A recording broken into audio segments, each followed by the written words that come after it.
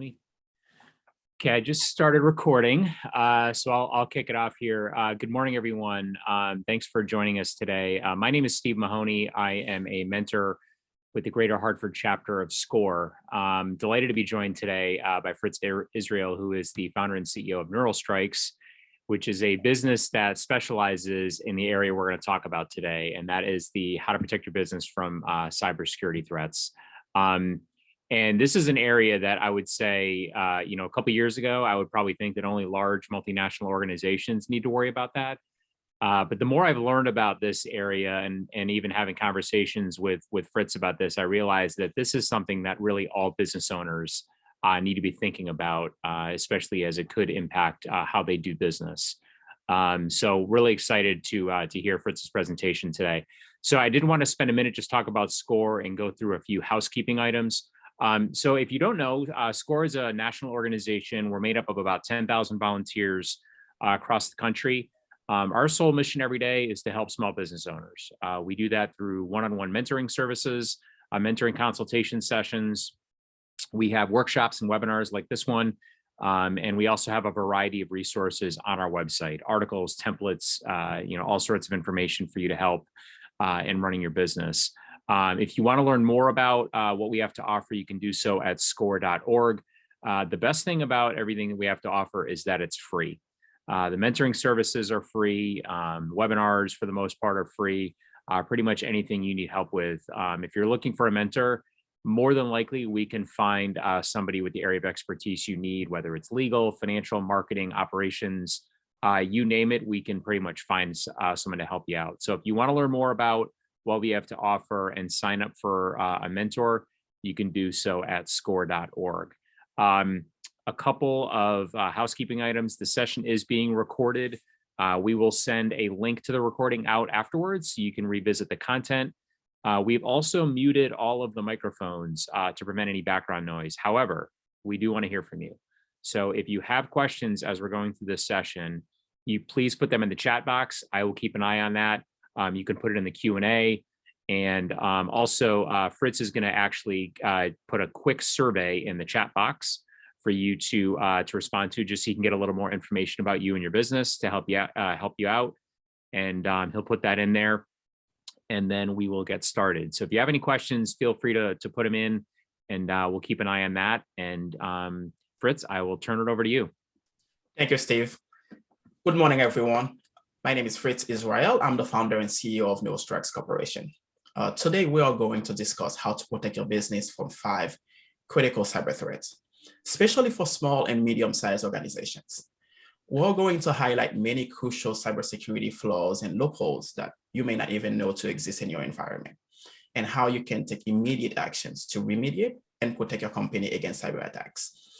What you're going to learn today can be implemented upon returning to your work environment. Before we get started, I have a quick survey. It's literally 5 questions that I would like you to just take a minute or two to just fill that out.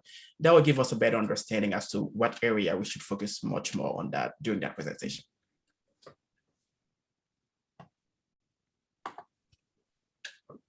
So you should have received the link now, and I will give you guys a minute or two to complete that survey real quick. Thank you.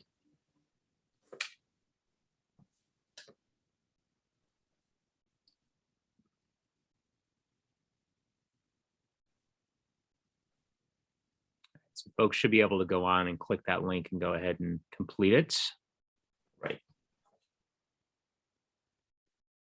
Beverly just had a question. There are a few questions in there. The link is in the chat box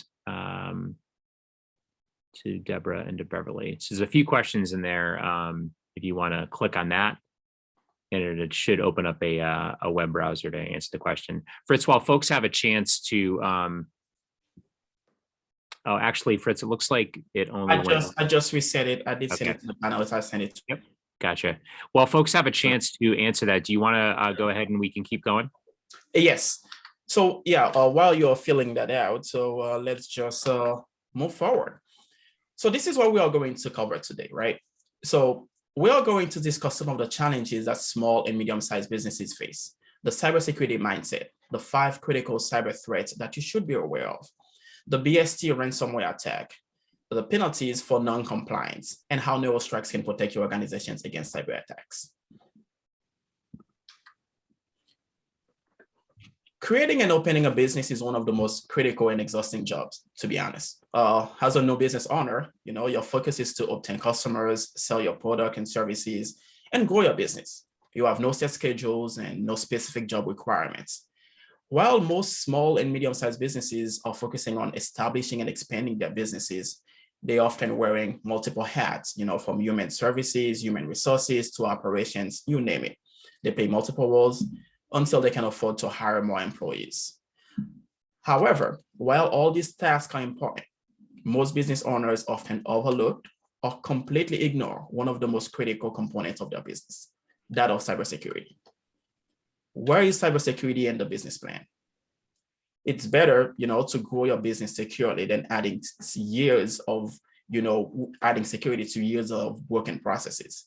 Because most of the time, small businesses, they don't think they need cybersecurity.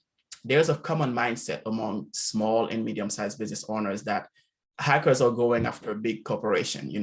They assume that the hackers have bigger fish to fry. And they do not need to worry about cybersecurity because they are a small company, they don't deal with sensitive data, any excuses. I'm going to give you an example of how such a mindset is creating more harm than good. I recently discussed with an accounting firm some loopholes and vulnerabilities that hackers can exploit on their network.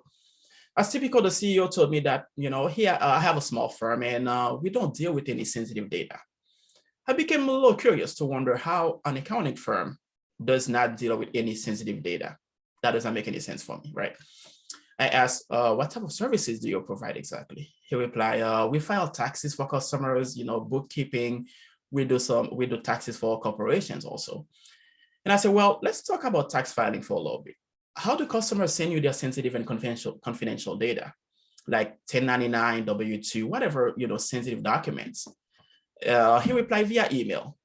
I asked, do you use any encrypted solutions to obtain those documents? He said, no, we use Gmail. And remember, we are a small company. We can't afford, we can't afford secure communications. I said, where do you keep those documents after customers, they send them to you? He replied, they are all on a folder I created on my desktop. I asked, are these folders encrypted? He said, no. Are they password protected? No. And I said, we can access those folders. He said, well, all my employees, they can access them. Just in case a customer call, everyone can help them. And I took a deep breath, to be honest, and I proceeded, do you back up those folders just in case your computer crashed? He said, no, I don't. Do you use any antivirus solutions to protect your computer against any malware or ransomware? He said, no. I think I downloaded a free antivirus, a free software called Avast, I think, last month. And I asked my employees to do the same. Not sure if they have done it yet. To be honest, I was shocked to hear about those broken processes that the accounting firm is using that puts so many clients at risk of their data being stolen due to a lack of cybersecurity awareness and poor security practices. So that mindset that we just discussed previously made it increasingly easy for hackers to target small and medium-sized businesses. Because of lack of cybersecurity awareness, poor security practices, just to name a few, right? Hackers do not discriminate relative to the size or the nature of your business. A client's social security number from a big corporation has the same value as the client from the small business owner. Whether the hacker gets it from the small business owner, get it from the big corporation, they are worth the same amount of money on the dark web. Hackers refer to small and medium-sized businesses as low-hanging fruit. Why is that? Because they are more easily compromised and the hackers less likely discovered. Hackers spend less effort to achieve the same goal and can use your company to target bigger corporations. Remember, even though your company is small, you may still conduct businesses with bigger corporations. And hackers can leverage that relationship to target and compromise big companies, big corporations that you do business with, as it happens to Target Corporation in 2013. I'm sure you might have remembered that. When Target got compromised in 2013, the hacker did not go straight to Target. they target a small business owner that provide HVAC to Target. So they compromise that company and then navigate to Target. I believe they sent an email from that company to Target, and then this is how they get compromised. Now, let's talk a little bit about your business. How secure do you think your business is right now? How many of you are still using Windows XP 7 perhaps, or Windows 8? I bet perhaps some of you may still be using some outdated operating system. Do you know the risk of using legacy and dated systems? The fact that an old computer turns on and does not mean it's safe to conduct business with. It does not. Connecting your desktop to the internet or watch some YouTube videos, you name it, whatever that might be, does not mean your system is secure to do business with. Installing a free software, a free antivirus, and other security solutions puts your business more at risk than protection.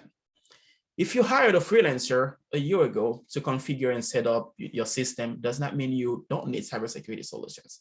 In fact, you need cybersecurity solutions more than ever now. Not to mention the current situation in Ukraine, Russia, which increases the cyber attacks, not against everyone, especially in the US. Small and medium-sized businesses need to focus much more in protecting their asset. Part of making your business secure is knowing what is on your network. What do you have? Because you cannot protect something you don't know you have, right? That's common sense. You need to have an inventory of all your system. It's impossible to protect what you don't know, because if you don't know you have it, you can't really protect it. Start by removing, disconnecting legacy and dated systems that you probably have on your network that has absolutely no values to be connected, right? So hackers love using those legacy systems because these devices, whenever they are outdated, they have a lot of vulnerabilities that hackers can exploit, and owners do not even know they existed. And worse, actively connecting on your network. So I would advise right after this call, you can literally just grab an Excel spreadsheet and start documenting whatever you have connected on your network. Start by doing the computers, start navigating to see how many routers, how many switches you have, and see if they are up to date with their patches. If you have an IT department or IT guy, we can help you. So this is the one task to start by securing your environment. Number 2, do you know where your client sensitive data are located? Do you put them in a secure location and make sure that not everyone has access to them? Do you encrypt those data? Also, only request the information you need from the customer to the business with. Do not ask for social security number when you simply need the date of birth, because it's not the best use of cybersecurity. If you need the email address, the name, just ask for those. Don't ask for social security number, date of birth, and so on, just because you need it, but you should have a business practice. Why do you need it? Because the more data you collect from the customer, the more security you need to have to protect those informations. When it comes to cybersecurity loopholes, every company has them. Every company, right? However, managing the risk when those loopholes were to be maliciously leveraged is a far greater issue. Security needs to be implemented in all your business processes. Follow frameworks such as CIS, the Center for Internet Security, to harden and secure your system. Don't try to close all your doors and forget about the windows. Intruders can use your windows to break into your house. Your company certainly has some loopholes, and you need to find them before the hackers do, because I can be very sure they will. You need to ensure that your employees only have access to things that they need to do their job, nothing more.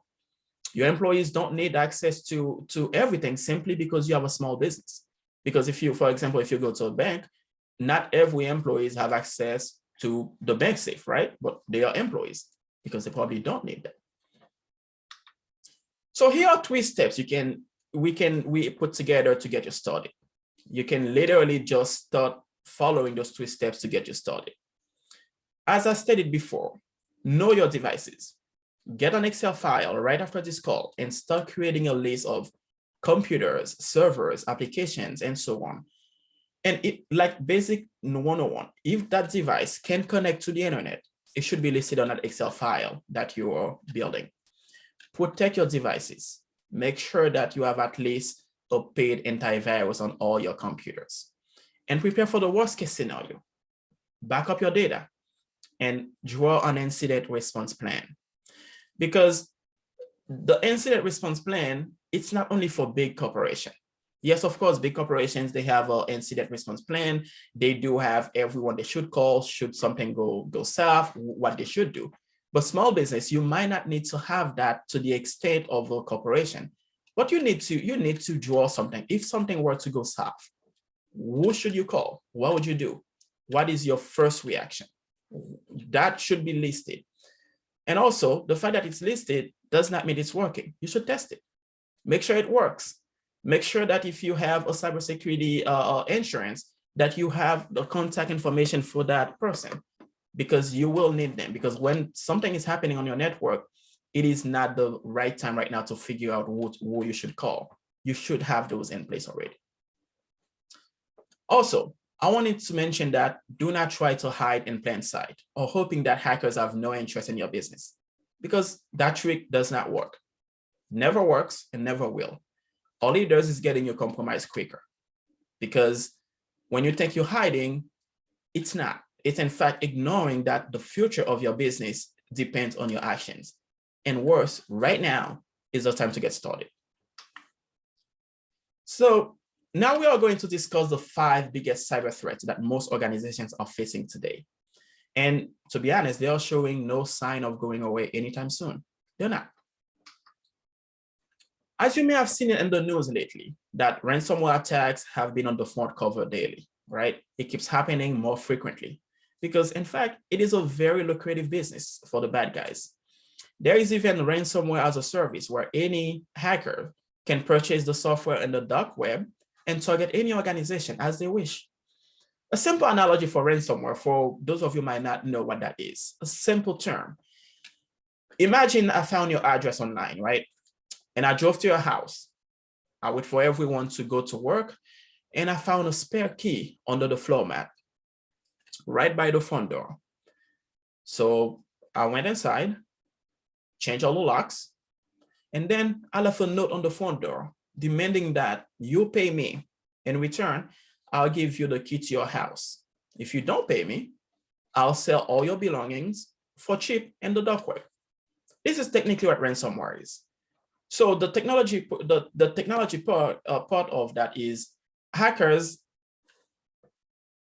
they break into your network, right? They find some loopholes, they find some vulnerabilities that the business owner did not pay attention to. You know, they connect to that network. They go after the sensitive data. They go after things that will hurt you more, things that will definitely put your business out or put your company out of business. So they go after, let's say if you are an accounting company, they go after the tax file, the social security numbers, the document that would get your company going. They encrypt all those. They encrypt them. All you see on your screen is an image like the one you see right now.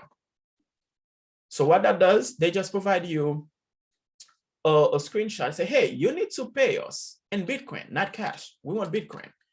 You send us that money, and then we can give you we can give your data back. And most of the time, they probably don't give that data back. Sometimes they do, they give you some of it, or they probably give you all the data back, but there is a chance that the data is corrupted. So that means you have more work on your end to try to match what belongs to who, like the social security number, is that also belong to Joe, for example. So taking prevention is always better. So let's move on. We'll talk about much more what you can do to protect from ransomware attack. As we stated, ransomware is not going away anytime soon. In fact, these attacks are increasing significantly. However, there are some countermeasures that can be taken to avoid ransomware attack. Let's start by, as we stated earlier, avoid using outdated computer and software. If you right now, if you have a Windows 7, Windows XP, Windows, whatever that you have somewhere sitting, just start by disconnecting it from your network. I know there are some small business owners that I talk to, they probably have a one outdated application that they use to conduct business with. That application can only work on certain Windows 7 or Windows XP. Imagine that you use that outdated application to do business with, and then you ended up losing your company with a ransomware attack. Don't try to use an outdated system, outdated application just because you feel comfortable using it, or that's what you've been using for the last 20 years, whatever the reason might be. It's causing more harm to your company than just by learning a new software that will protect your company. Number two, start by hiring a cybersecurity company to assess your cybersecurity posture, to discover any loopholes that can be maliciously exploited. Avoid downloading any antivirus software online. And above all, do have backups ready. Back up your computer, back up your software, back up the data that you need, because sooner or later, you probably will face with a ransomware or some type of malware on your network where you must rely on your backup. Don't back up your data every 6 months, because if that's all your current data, if all your current data is encrypted, so that means you need to rely on 6 months old data. So that means that doesn't work. Make sure at least you have a weekly backup going on. If you don't know how to do that, consult with your IT team or hire a consulting company, a cybersecurity company, or an IT company to help you to make sure that your data is encrypted and backup, where if you need it, you have it. Hey, Fritz. Yes. Couple questions. Deborah's asked a couple questions on the topic of backup, and another one. Can ransomers get your backup info too, is one question. She also had another question. You talked about software being outdated. She asked if Windows 10 is still okay, even though Windows 11 is out. So any thoughts on those two questions? Yes, if we start, let's talk about the backup, right? There are ways, yes, to answer the question is yes. Lately, the new ransomware, they go after the backup and the current data. So not to get into too much technical details, the rule is make multiple copies of backup, right? So for example, you don't need to have a backup on the same network. Let's say, for example, you have a backup right now and the hacker compromised your network. They can go after that backup. So just make sure you have a backup saved somewhere either, and make sure it's off the network, right? But a company can actually give you the proper technology you need to have the backup. But to answer your question, Deborah, yes, hackers, they can go after your backup. First, they encrypt that, and then they go after the current one. Because imagine what they want is they want to corner you and have their money. That's literally what they want.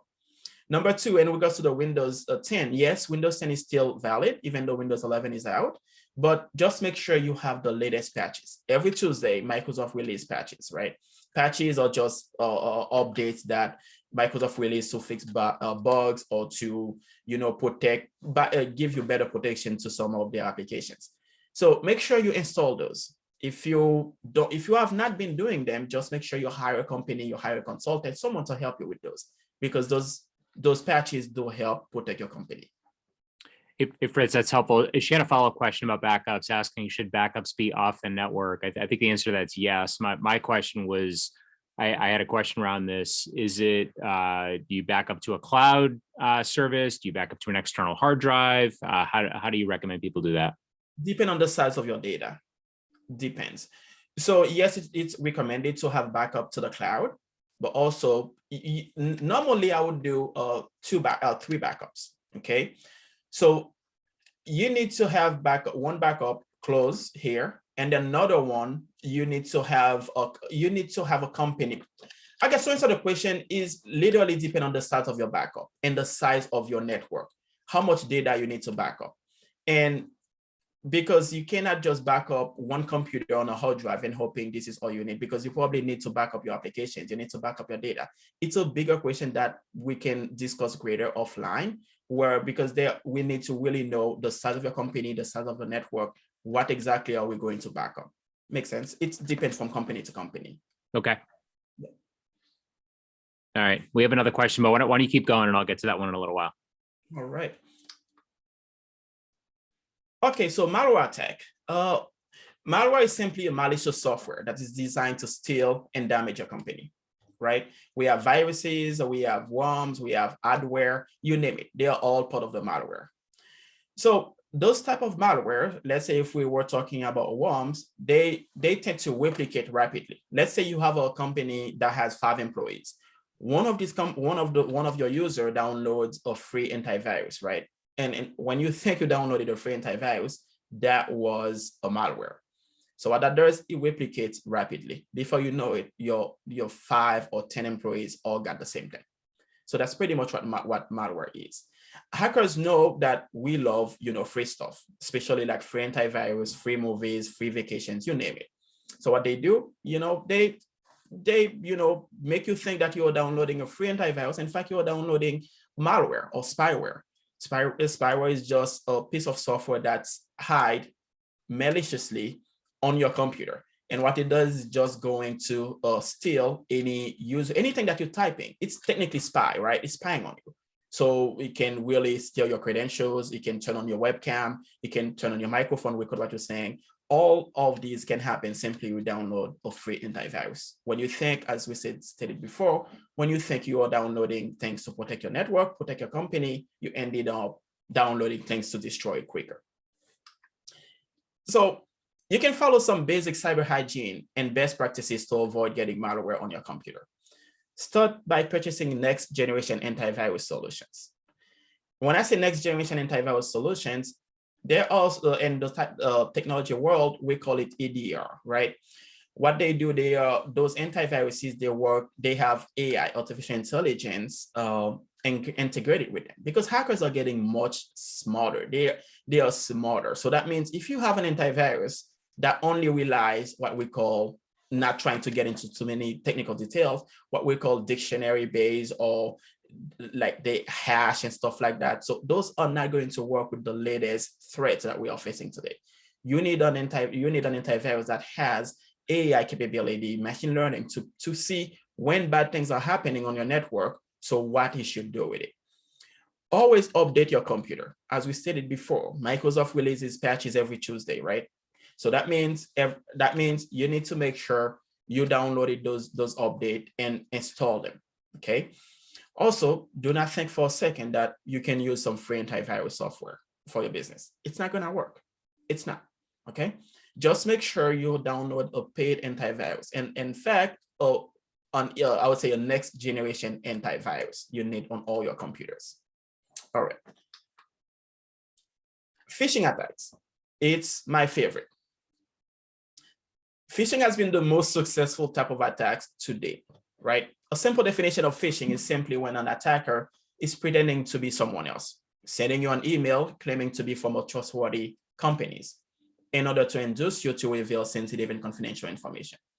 Like, I'm not sure if you guys have received those emails or have seen them. It's like, click here to get a free trip to the Bahamas, or click here to Google has seen like suspicious activity on your network. Call this number so Google can help you. Those are phishing, and it's not true. As we see here, this is an example of a phishing. They try to trick the user to enter their credentials, like username and password. So what most likely happened, when you click on that link, it will take you to a web page pretty similar to the one that you usually go to. Let's say if you were to log into trustedbank.com, that you should see. But once you enter those credentials, you won't see anything happen. Perhaps you're probably going to see a message that stated your credentials don't match what we have on file, something like that. You probably think, maybe my password is wrong. In fact, your password is correct. What happened is the hackers already get the credentials that they need. That's all they needed. They just trick you. You go to the web, enter those credentials, they steal them. Guess what's going to happen next? They're going to use the same credentials to log into the real website, your bank website, and start wiring money over or buying things online, whatever they need. And on top of that, they can even steal your sensitive data, like your first name, last name, date of birth, social security number, and address. Those are the only things you need to open credit cards. to open, let's say, to start a mortgage, whatever. So that means one simple click can damage your entire life. When I say damage, they can open 5 or 6 or 7 different credit cards on your name. That means you have more things to fight on top of restoring your data. So to go a little deeper into the phishing, hackers will surf the web, like social media profile, to find any information that they can find about you and your company. They will send you a very sophisticated email that will have a high success rate. Why is that? Because imagine that the hackers already know your favorite soccer team, already know that you went to the soccer game with your son, and they know that your son's birthday, they had nice pictures. So they can send you a nice picture, say, hey, I was on that soccer game, whatever, click here. Those are the photos that I've taken with my, I've taken. So click here. In fact, you did go to that soccer game, right? You click on it, but you don't know on the back end, a malware is being downloaded or file is being triggered. So that means now that you don't see anything, you're probably looking at the same pictures that you have posted online, but all the hackers need it just for you to just run that code on your computer. So that's why it's very, very important to be aware of what you are posting online, because on social media, bad guys will maliciously use that information to target you. So what are the best practices to avoid phishing? The best remediation against phishing attacks is cybersecurity awareness training. Yes, you can implement some, let's say, some cybersecurity tools on every computer on your network, but the best remediation against cybersecurity, against phishing, is cybersecurity awareness training. Cybersecurity tools will fail sometimes, and employees must be trained to be able to detect phishing email. There is also a misconception that I noticed from small businesses and sometimes medium-sized corporations also, that executives, they think cybersecurity training is for lower pay grade employees, which often leads to disaster, because lower pay grade employees may not have the access to high sensitive and confidential data that the hackers want. They may want to use a lower pay grade employees to reach their main target, which is the CISO, the COO, or the CEO of a company. But hackers, sometimes they target those big corporate, they target those executives. Why do they target them? Because they target those executives because they know some of them, they don't really do the cybersecurity training, number one. Number two, their name, their profile means any other, I would say, company, any other employee will respond. So what they do after they compromise a CEO email address, they will, first thing hackers will do is go to the HR. They send an email to the HR, hey, send me all the files, with all employees with their first name, last name, social security number, salary, everything. So if that employee did not do their training, to double check to say, hey, why my boss is asking me to send him that information? So imagine that the employee just obey because your CEO is asking you for that. He has to send them, right? So they send that file. In fact, the CEO never really asked for those. The fact that the CEO did not do their training, so they failed the phishing. So now the company get compromised. So this is why it's important to make sure that you do your training. Doesn't matter what size of your company, doesn't matter the size of the company, how big or small you are. The minute that you have an internet connection to your computer, you're receiving emails, you're doing business with companies, with customers, you need to make sure at least doing the last I read, it's every 320 email you receive, there is a one phishing email.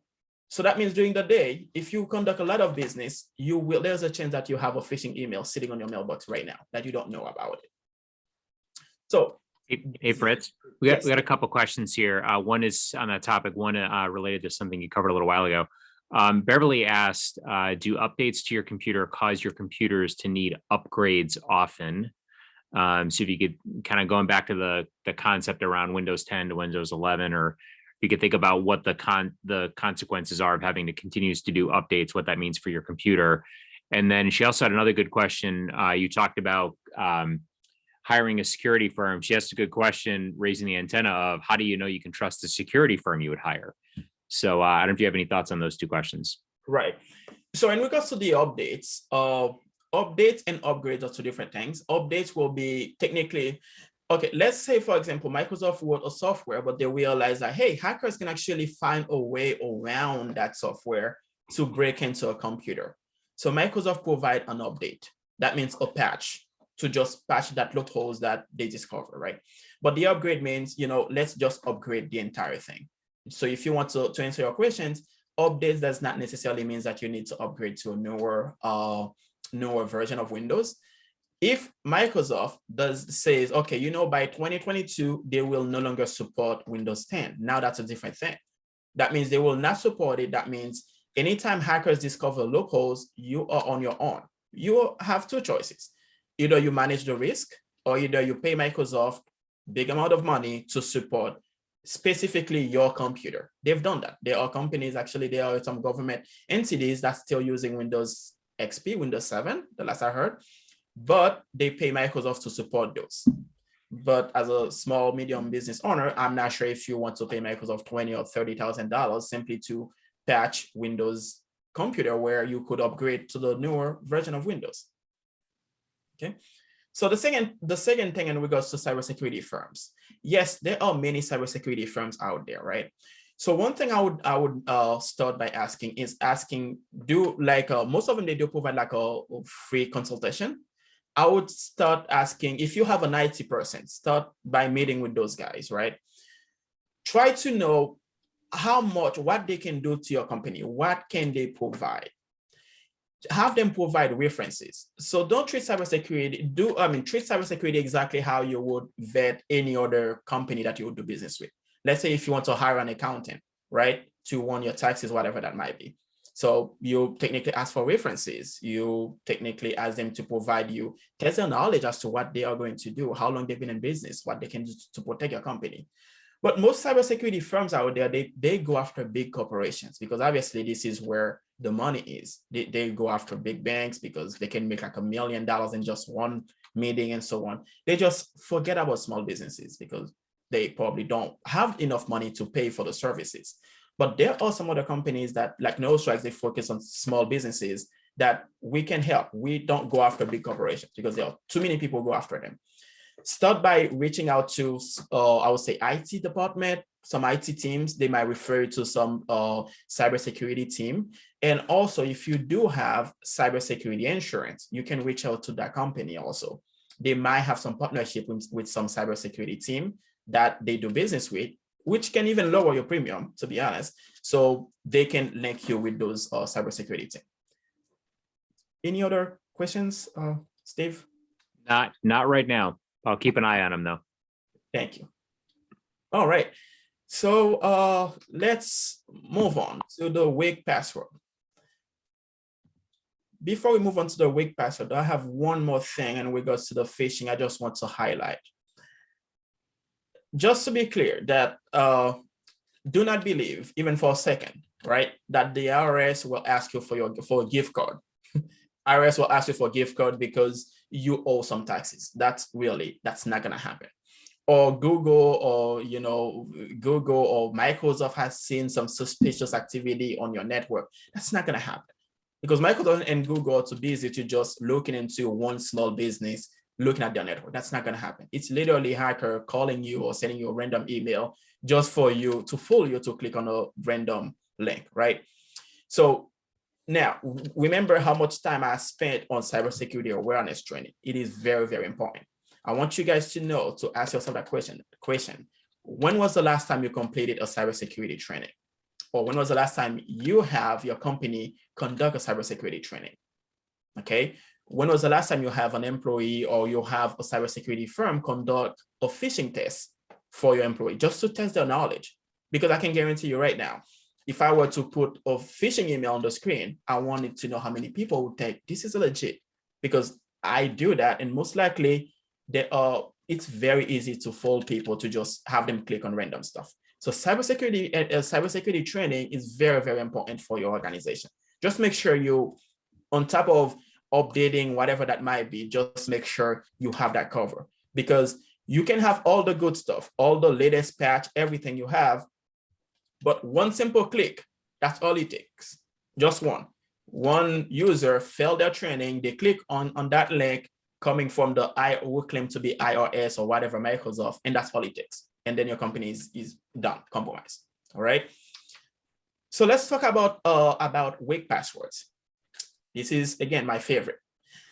In my, I would say, a company that I used to work with, every time I do audits, the first question I usually ask is, how many of you have the word password as your passwords, right?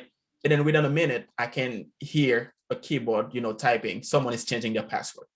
So it's like, right now, there are tools that can try thousands of passwords in less than a minute, thousands. So imagine those tools will use dictionary words and other combination to guess your password. Hackers are not going to just sit here to see, okay, let me try ABC, A, B, C, D. No, they just use a tool that can try thousands of passwords in less than a minute. And I guarantee you, if your password is password, there is a chance within like a minute, you will find that, okay? You've got to stop using passwords. Instead, let's use passphrases. Let's make it much more harder for the hackers to actually get your password. As it's stated here, some companies, they might require you to have 10 characters password, but as it is on the screen, a password can have 10 characters, but it's still weak, like password 1234, for example. I think I have it here. Yeah. And did you know in 2021, the most used password in 2021 was in fact password. So this is very, very important. Avoid using words like your favorite football team, your favorite vacation spot, or your favorite colors, or your pet name. I'm sure you posted those informations online also, right? So that means if I want to go after your company and I truly want to do damage to your company, I'll start browsing your profile on Facebook, your Instagram, and see what most likely do you talk about. If your pet is, let's say, Joe, whatever, I know your password might be, Joe. So let me try Joe. And then when was your birthday? Let's say your birthday was today. Let me try Joe and then today's date, or Joe 2022. Those are the tricks that hackers use to get your password. Okay. Any questions on that? On the Q&A? Not on that topic, but on the last topic about cybersecurity firms, Beverly had a good follow-up. Do these security companies have any certifications like Microsoft has for certain positions? Yes, yes. Good question. The consultant, the person who's going to help your company, yes, they do need to provide some credentials. It's like, again, if you want an accounting firm to help you, you want your accountant to be certified. So yes, they need to be, like right now, the cybersecurity world is so, I would say, broad. So one consultant might not have the Microsoft certification. They might have other certifications like the SANS or the Security Plus. Try to have at least one certification to prove that they know what they're doing. Okay, so that's a good point. Yes, they need to provide some credentials. They need to be sort of certified in some way to help your company. Yes. Okay. Right. No other questions right now, so we can keep going. Okay. All right. So did you know that most security breaches happen because of weak password, what we just discussed, right? Multiple research concluded that 81% of all breaches happen because someone in the company uses password 1234 or admin. It's like someone just bought a router. Let's say your IT team purchased a router or switch, whatever that might be, but he failed to change the default password and username. This is literally the weakest point. So imagine that the IT team just doing their job, but they don't change the password of the user interface for the admin and the password. That's not a good thing. Okay. So that means if they don't do that, your company, on top of all the patches, whatever you have, the cybersecurity insurance, whatever you may have, that doesn't mean anything, because the hacker can literally log into that system and use the same password that because it's not secret. They can use the same default password to break into your network. So just make sure you change those, okay? And you need to have processes in place to monitor and detect when an employee is using weak password. That's a good point, because as a small business, you might not have resources to pay companies to come in to install software, whatever that might be, to monitor your network, to monitor your infrastructure, to make sure that employees are not using weak password. What you can do, you can create your own policies. Make sure that your employees are changing their password every 60 or 90 days. Yes, you can get, there are tools for any business size. You can get certain tools to monitor your network, to monitor your employees' profile, to make sure they are not using password 1234 on your network, because that's a really big point of failure, because that's like in a simple term, closing all your window or closing all your doors and then left your back window wide open, because the attacker can just sneak in and get whatever they need because one employee did not change their password. Okay. So those are some best practices that you can use to avoid weak password. You need it. Let's say it like that. Imagine that your company got compromised, right? Because your IT employee failed to change the default password of a computer or network equipment, which that had happened. Or another employee from the accounting department or the marketing department uses the same weak password in multiple systems. That, again, that's something that I've seen. The same username, the same password, because people, if we were to really think, some people really use the same password for 20 or 30 different things. Your bank account, your credit cards, whatever that might be. Do you know what happens if the hacker gets that password? So that means instead of calling one bank, you have to call 30 banks. And by the time for you to do that, I guarantee you, at least half of them will be compromised because it takes time to change it. So just make sure you don't use the same password. Okay. All right. So let's move on here. You need to speak to your IT team or again, hire a cybersecurity company to assess you in creating processes to monitor your weak password or implementing multi-factor authentication. That's another good one. We need to make sure that you have multi-factor authentication on your network. It does not take a good resources. That does not take a lot of money. You just need to do some research and have, again, if you hire a cybersecurity firm, they will help you to get those things, because those are basic cyber hygiene you need to have in place. Because believe it or not, all the attackers need is one weak password from one of your employees. As I said earlier, the phishing is one simple click.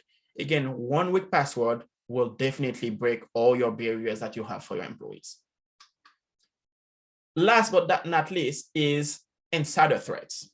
You know, insider threats is what we call disgruntled employees. Let's say someone who their purpose is to hurt your company, okay, but you might not know that because it's your employee. So insider threat can be described as someone who might purposely cause harm to your company. Remember, as we stated before, it's that not all employees need to have access to all your systems. Perhaps that employee may get mad and decided to go compromise your systems, steal your data, and post everything on the dark web. I mean, I'm not sure if you guys remember when Capital One got compromised. That was last year or a year or 2 years ago. Guess what? That was because of an insider threat.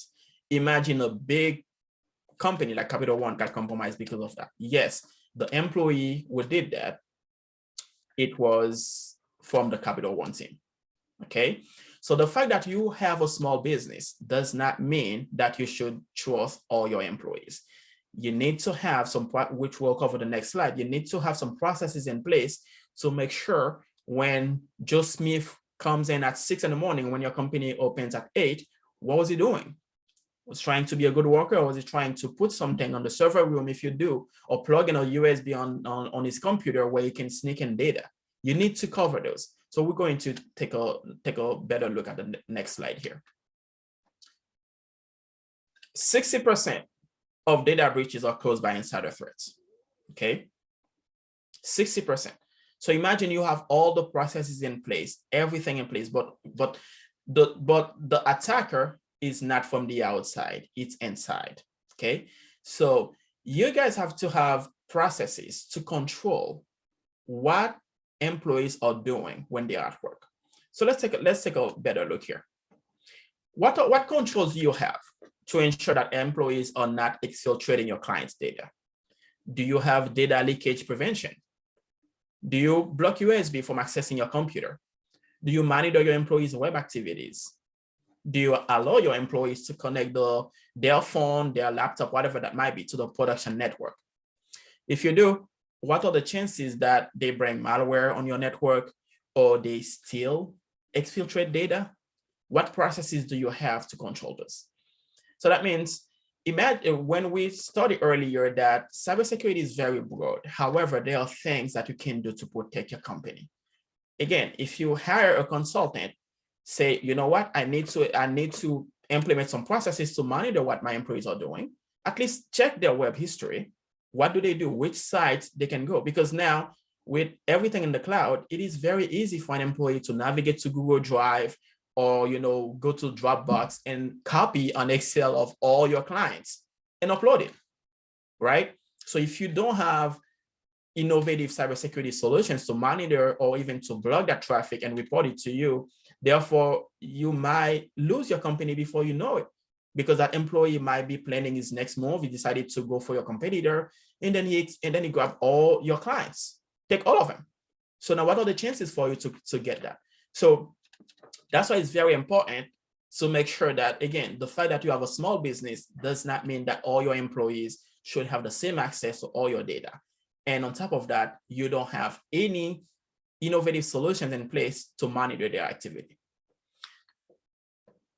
Now we're going to talk about one breach that happened in upstate New York.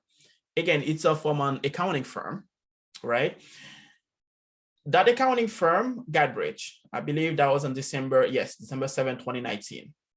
The same firm that got breached provides accounting services to one of the largest hospitals in upstate New York.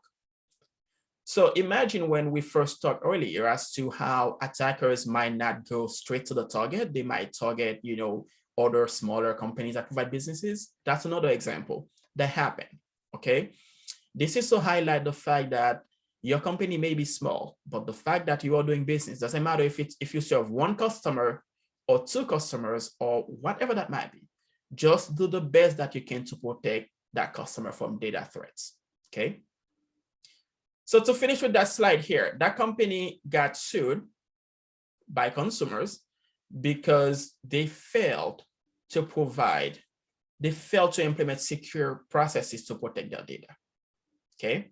So that means it is very, we're going to discuss that in the next slide, how your company might face, many lawsuits against consumers, against some state, just because you fail to provide the customer's data. It's great to have a business, but also it's also great to do the best that you can to protect your company and also your employees' data. Seems like we have a question here. Yeah, we've got a few questions rolling in here, and I want to be sensitive to folks' time. We can go a little over an hour here, but right. We did get a few questions here. Fritz, you mentioned about, in hiring a security firm, you mentioned like when you go to an accounting firm, you want to see that they're a CPA. Are there certain credentials with a security firm that you recommend people should look for? Yes, I will send a list after the call. I'll take that offline. I can send that. Yes, there are a list of cybersecurity certifications. Yes. Okay, great. And then you talked about, phishing risks and people clicking on things.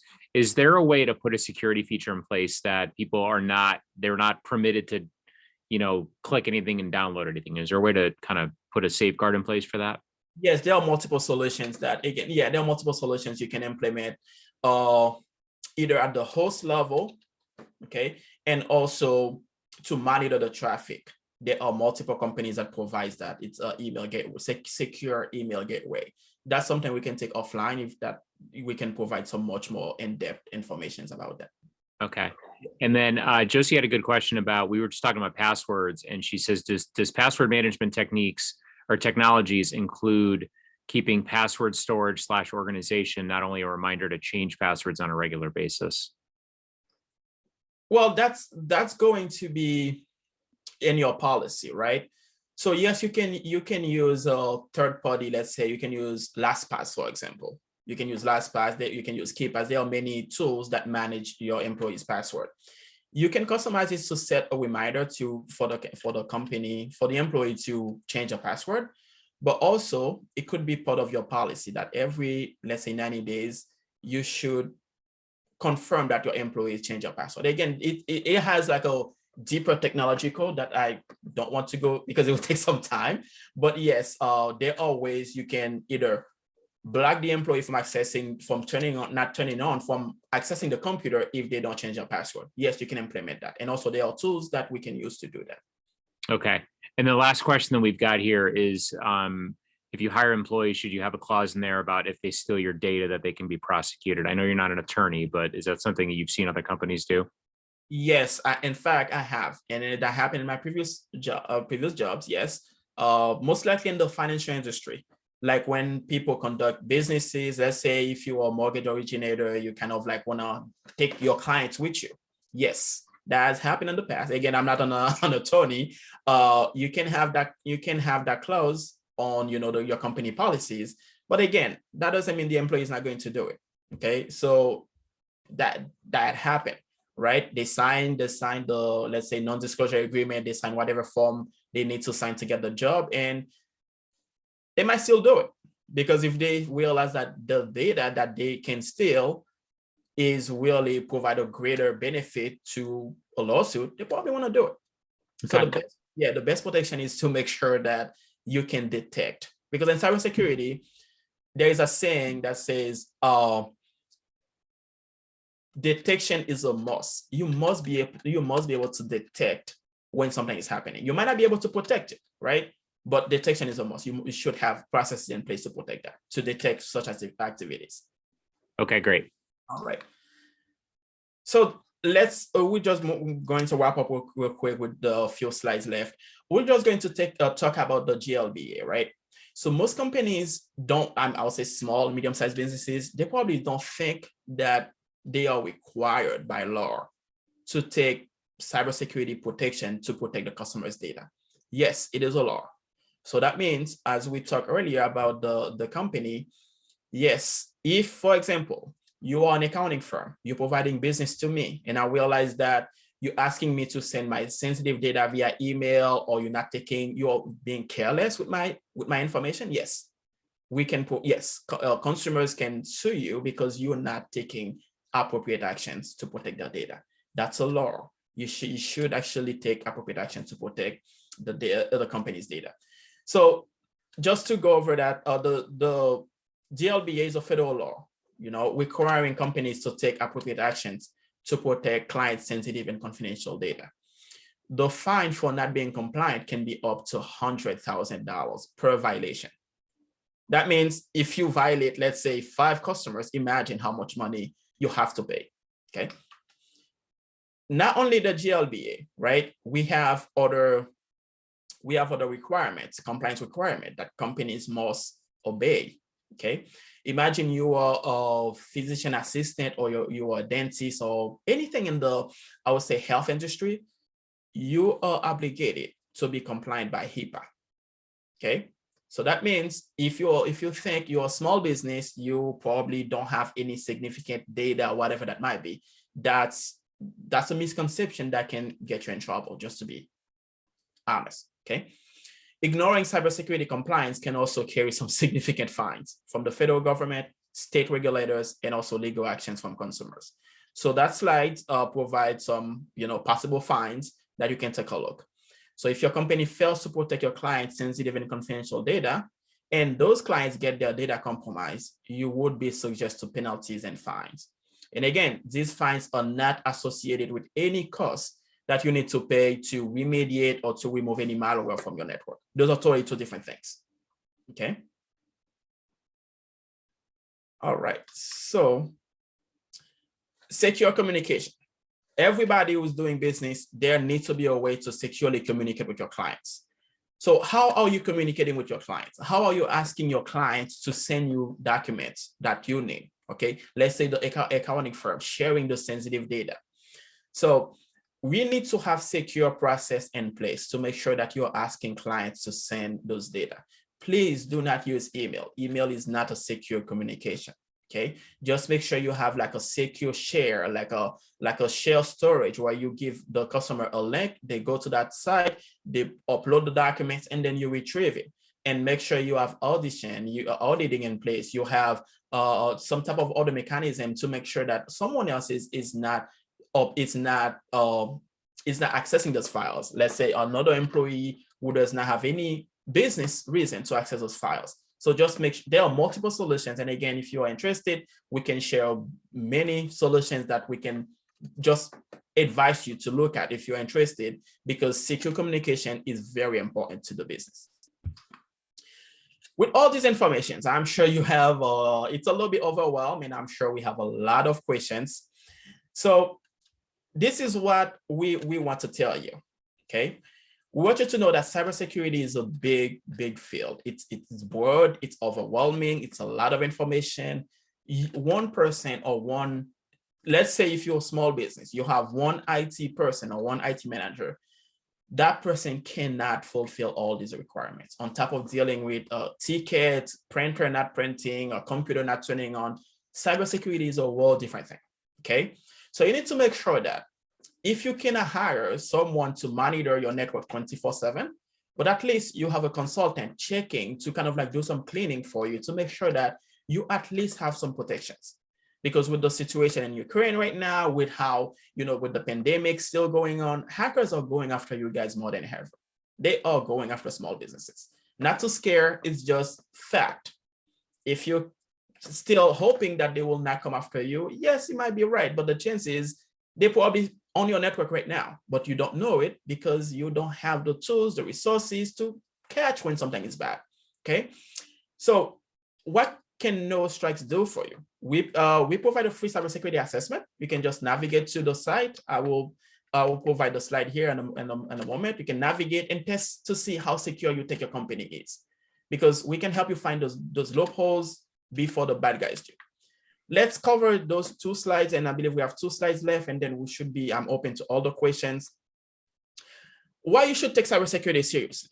Well, with all these stats, right, from multiple studies, small businesses should start taking cybersecurity seriously. If you use any type of technology in the internet or whatever that might be, then you are subject to cyber attacks. It is no longer an issue of whether it happens, but rather of when, because it's gonna happen.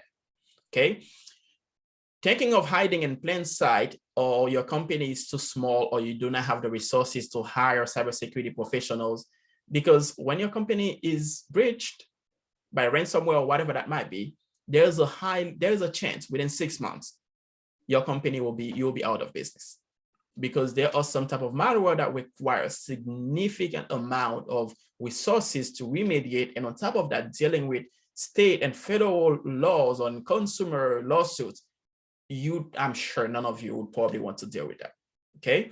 For hackers, the sensitive data has the same value in the dark web. Doesn't matter where it came from. It does not matter.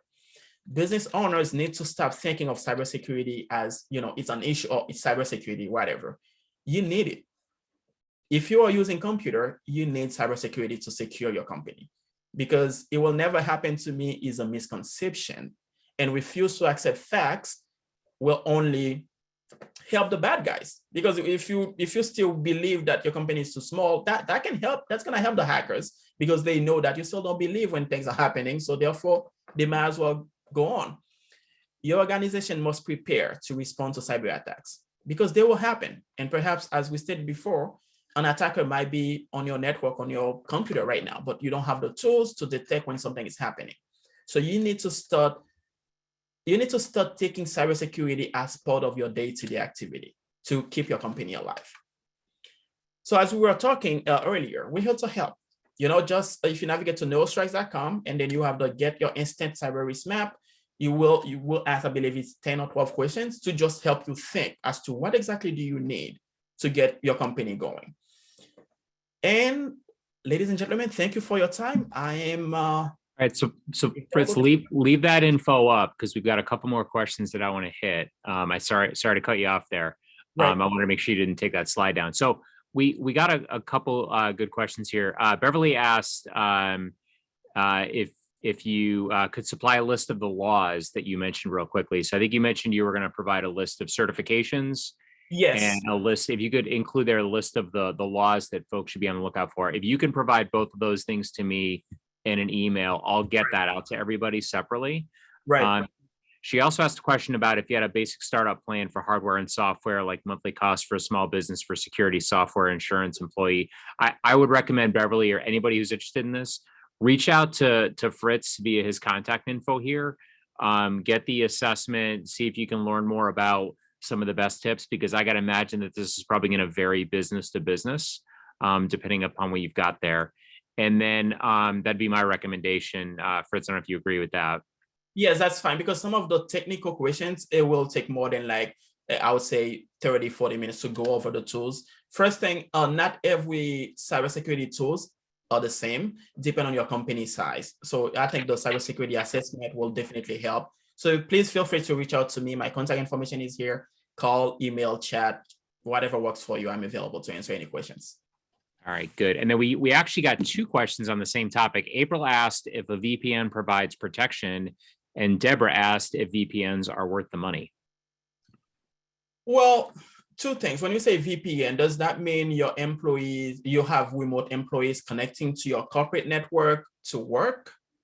Or you have a VPN installed to encrypt your traffic? Let's say you have an agent on your laptop, like VPN, you just click on it. Yes, I would say, to answer the questions, it protects, it encrypt the traffic. I would say yes, but install. Okay. Yes, it protects it encrypt the traffic. I would say yes, but VPN is only 1% of the other security that you need. Like, for example, an antivirus, a next generation antivirus solutions, that's one of them. Your phishing security awareness training, that's another one. Your email secure gateway, that's another one that you probably will need, because cybersecurity is not like, it does not only have one entrance. It would have been too easy for hackers. You block one entrance, you're good. No, it's multiple tools that are, because we call that defense in depth, right? If one of them failed, you have another one to provide the security. You need multiple solutions to secure your company. All right, great. I'm going to do a last call for questions here. Fritz, this is fantastic. And I want to thank everybody for all their engagement and great questions. And again, if you want to learn more about what Fritz's business can do to help you out, you can contact him at the information here. And just trying to see if we've got any other questions. A couple thank yous. This was fabulous, excellent, well done. Love to see that. What about, so Michael has a question, what about websites with free downloads that are safe? Oh, what are websites with free downloads that are safe? Michael, I'm not sure if I understand your question. Are you asking about tools? Okay, so you mean malware tools, or malware tools, or what type of free? Because that's kind of broad, to be honest. And I would say it varies, but there are ways though. Like, for example, if you go to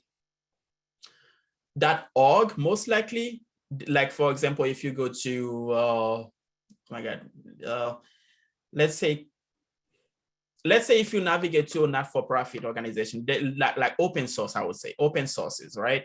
Yes, they tend to be good. I would say okay, but I would give you like a proceed with caution.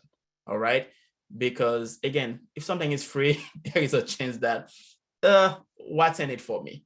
So if you have in mind like a free company or free software that you want to use, just shoot me an email. That's my email here. Just send me the link, and I do some research with my team, and I'll let you know.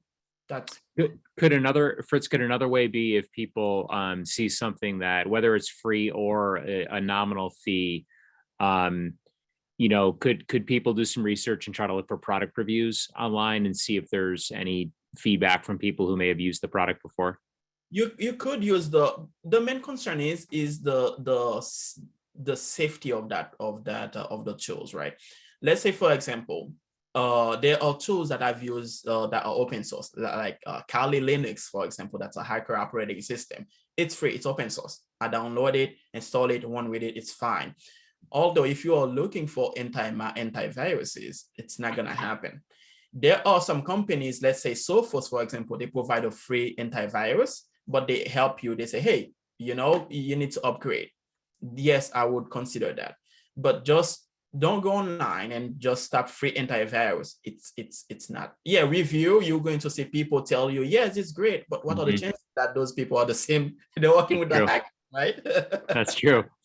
Yeah. So Michael was talking about, could a paid antivirus have us right click on a link to an unknown website to check if there's a corrupted file waiting for us to click on a hyperlink. So you really have to have your antenna up on all of these, I can imagine. Speaking of antivirus, April had a question about, are antivirus is necessary for Mac users? Yes, absolutely. 100%. Absolutely. So that's a myth, right? That's a myth that's it's only for Windows. Okay. Yes. Windows and Mac. Yeah. In fact, anything like any computer, servers, anything that you can install an agent, when I say agent, an antivirus, you must, because yes, hackers will take control of that pieces of that computer, Mac, Windows, whatever that might be. It will navigate to the crown jewels to get your data. Yes. All right. Everything. Fantastic. All right. I think we've gotten all the questions. What about iPhones? Is there an antivirus for iPhones? I mean, I know some antiviruses, like against Sophos, you can download it on your iPhones. But again, I could do some more research to see which ones. But most likely, I know the Sophos for fact. Yes, you can download it on your iPhone. I have it. So yeah, you could. Right. But again, remember, the issue is not about only the antivirus. The security part is, let's secure the company altogether, not just install one antivirus on your endpoint. When I say endpoint, your laptop, your desktop, your cell phones, and then you forget how you communicate with your customers. And then you forget that if I get that email, how do I know that email is true? Do I have any filter to tell me, hey, that email is not really legit, don't click on it? Or do you have any cybersecurity program to have your employees get trained to know when something is not good, So it's all these multiple layers of security that you need, whether you're a small business or not, you need those. Yeah, it kind of goes back to what we talked about at the beginning, right? Thinking about the broad network and thinking about who's connected to it, how they're connected, where's the data, who has access to the data, and not just the individual devices. So very helpful. So I think we got through everything, and we're coming up on 12:15 here. Fritz, I want to thank you again. This was fantastic, very insightful. And as you can tell from the engagement by everybody, a lot of great questions, and you provided some wonderful answers. So everyone, if you need more information, you've got Fritz's contact information here. we will send a follow-up with a link to this recording. And I will send a follow-up email also with the 2 items that were requested that we'll get from Fritz and get out there. So Fritz, any closing comments? No, just stay safe. And again, now cybersecurity becomes much more on everybody's problem.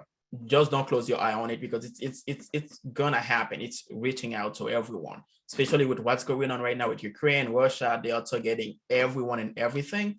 Just make sure, even as small company as you might have it started, whatever that might be, just at least start it securely. Let's at least make sure you have something in place. And again, if you guys have any questions, this is my contact information. Just feel free to shoot me an email or call me and ask any questions. So I'll be here to help. All right, great. All right, thanks everybody for joining. Have a great rest of your day. Thank you.